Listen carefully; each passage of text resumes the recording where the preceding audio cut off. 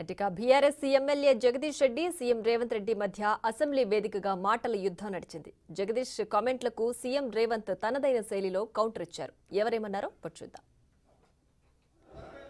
అధ్యక్ష, ఇప్పుడు వారు మాట్లాడేదానికి ప్రత్యక్షానికి నేను మాట్లాడతా. ఈ సమయాన్ని నా జనరల్ సమయం తీసేయండి. ఇక ఆయన ఉక్రోషమేందో నా ఉక్రోషమేందో ప్రజలు చూసారు వాళ్ళ రాష్ట్రంలో.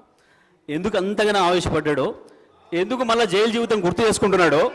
చెర్లపల్లి జైలు జీవితం వారికి అనుభవం కాబట్టి మళ్ళీ గుర్తు చేసుకుంటున్నట్టున్నాడు. పాపం మళ్ళీ ఎట్లా ఆడికే వస్తా అనుకుంటున్నాడేమో, మళ్ళీ అక్కడికే వస్తా అనుకుంటున్నాడు, గుర్తు చేసుకుంటున్నాడు.